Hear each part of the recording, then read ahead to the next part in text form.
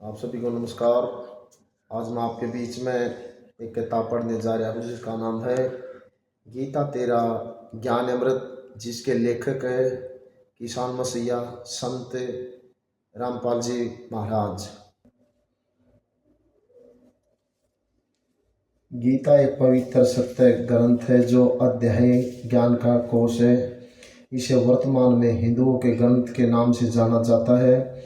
वास्तव में पवित्र गीता विश्व का ग्रंथ है। इसकी उत्पत्ति आज सन 2012 से लगभग 5550 वर्ष पूर्व महाभारत के युद्ध के समय हुई थी। उस समय कोई धर्म नहीं था, एक सनातन पंथ था, यानी मानव धर्म था। शब्द खंड नहीं होता। यह उन पुण्यात्माओं के मस्तिष्क रूपी व्हाट्सएप में पहुंच जाता है जिनका नेटवर्क ठीक होता है। यह महर्षि व्यास जी श्री कृष्ण देवपायन के मस्तिष्क रूपी व्हाट्सएप में लोड हो गया था। उसी से श्री वेद व्यास जी ने अपने पवित्र श्रीमद् भागवत गीता को कागज पर लिखा या ताड़ वृक्ष के पत्तों पर खोदा, जो आज अपने पास पवित्र गीता उपलब्ध है। गीता शास्त्र में कुल 18 अध्याय तथा 700 श्लोक है। मैंने इस पवित्र पुस्तक से आवश्यकता अनुसार विवरण लेकर ग्रंथ गीता तेरा ज्ञान अमृत की रचना की है। जैसे वन में जड़ी बूटियां होती हैं, वेद उस वन से आवश्यक जड़ी निकाल लेते हैं, उसके जीवन यानी औषधि तैयार कर लेता है, वन फिर भी विद्यमान रहता है। इसी प्रकार पुस्तक गीता तेरा ज्ञान अमृत एक औषधि जाने और इसको पढ़कर ज्ञान की घूंट पीकर अपना जरा मरण का रोग नाश कराए। अध्याय ज्ञान के बिना मनुष्य जीवन अधूरा है। यदि किसी के पास अरबों खरबों की संपत्ति है फिर भी वह अपने जीवन में कुछ कमी महसूस करता है, उसकी पूर्ति के लिए मनुष्य पर्यटक स्थलों पर जाता है। उस समय उसको कुछ अच्छा लगता है, परंतु उसे पूरा जीवन अच्छा नहीं हो सकता, न ही इससे आत्मकल्याण हो सकता है। 2-3 दिन के पश्चात पुनः वही दिनचर्या आरंभ हो जाती है, फिर भी कुछ अधूरा सा लगता है।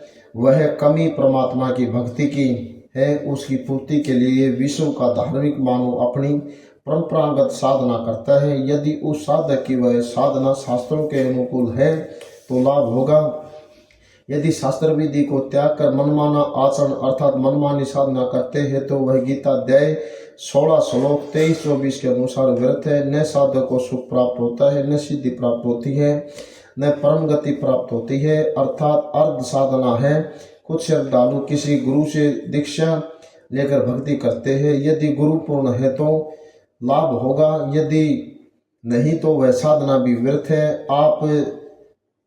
आप जी को इस पुस्तक गीता तेरा ज्ञान अमृत में जानने को मिलेगा कि प्रमाणित शास्त्र कौन कौन से हैं जिनके अनुसार साधना करें, शास्त्र विधि अनुसार साधना कौन सी है, उस साधना को करने की विधि क्या है, किस महात्मा से प्राप्त होगी, पूर्ण गुरु की क्या पहचान है, वह इसी पुस्तक में पढ़ेंगे। यह पुस्तक विश्व के मानव और एक करेगी जो धर्मों में बटकर आपस में लड़ लड़ कर मर रहा है। गीता शास्त्र किसी धर्म विशेष का नहीं, यह तो मानव कल्याण के लिए उस समय प्रदान किया गया था जब कोई धर्म नहीं था, केवल मानव धर्म था। मेरा नारा है जीव हमारी जाति है, मानव धर्म हमारा, हिंदू मुस्लिम सिख ईसाई धर्म नहीं कोई हमारा न्यारा। जैसे बाबा नानक जी का जन्म पवित्र हिंदू धर्म में श्री कालूराम मेहता के घर खत्री अरोड़ा कुल में हुआ था। श्री बिरजलाल पांडे श्री नानक देव जी ने गीता का ज्ञान समझा और उनके द्वारा बताई भक्ति कर रहे थे। श्री विष्णु तथा श्री शंकर जी की पूजा करते थे। अन्य सर्वदेव में भी भक्ति करते थे जो हिंदू धर्म में वर्तमान में चल रही है। श्री नानक जी सुल्तानपुर शहर में वहाँ के नवाब के यहाँ मोदी खाने में नौकरी करते थे। शहर से लगभग आधा 1 किलोमीटर दूर बनी नदी बहती थी।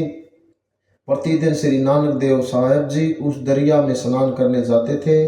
परमात्मा अच्छी आत्माओं को जो दृढ़ भक्त होते हैं उनको मिलता है। अधिक परिणाम आप इसी पुस्तक में पढ़ेंगे। उसी विधान अनुसार परमात्मा श्री नानक देव जी को मिले, उनको तत्व ज्ञान बताया। सत्य साधना जो शास्त्र कुल है उसका ज्ञान कराया। श्री नानक देव जी की संतुष्टि के लिए उनको अपने साथ ऊपर अपने शाश्वत स्थान अर्थात सचखंड में लेकर गए। सर्व ब्राह्मणों का भ्रमण कराकर यथार्थ भक्ति विधि बताकर सनातन भक्ति को पुनः स्थापित करने का आदेश दिया। 3 दिन पश्चात श्री नानक जी वापस जमीन पर छोड़ा। इसके बावजूद श्री नानक जी ने हिंदू धर्म में चल रहा मनमाना आचरण बंद करके गीता सप्तलोकी गीता शास्त्र अनुसार साधना का प्रचार करके यथार्थ भक्ति का प्रचार किया। परमात्मा की सत्य साधना करने के लिए सर्वप्रथम गुरु का होना अति अनिवार्य है। इसी का पालन करते हुए श्री नानक जी ने शिष्य बनाने शुरू किए। स्वयं वे श्री गुरु पद पर विराजमान थे। श्री नानक जी के शिष्यों को पंजाबी भाषा में सिख कहते हैं, जिस कारण से उनकी अलग पहचान बन गई और वर्तमान में उन अनुयायियों के समूह ने धर्म का रूप ले लिया। हिंदू तथा सिख आपस में धर्म के नाम पर लड़ते मरते हैं। यह विवेक की कमी है। विवेचन भक्ति कोई करो लेकिन गुरु बनाना आवश्यक है। गुरु भी वक्त गुरु हो जो अपने मुख कमल से तत्ववान तथा साधना विधि बताए।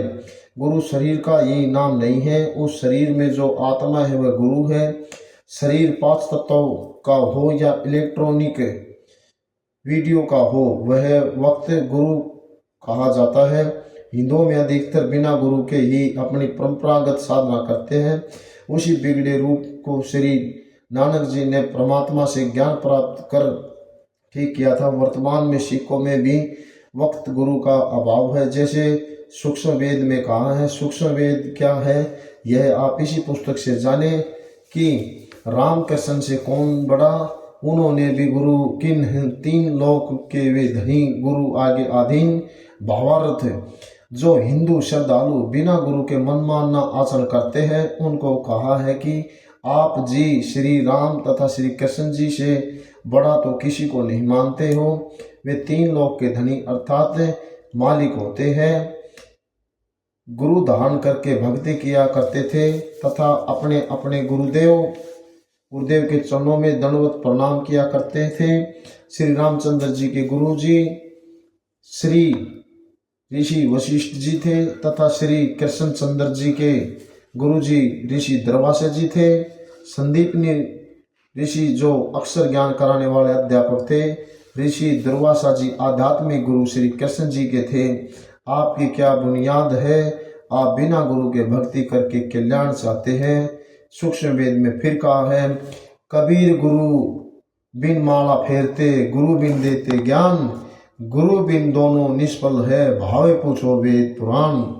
इस पुस्तक में आप जी को भी अनेक भक्ति के गुरु मिलेंगे तथा यथार्थ अध्यात्म ज्ञान व साधना की भी जानकारी।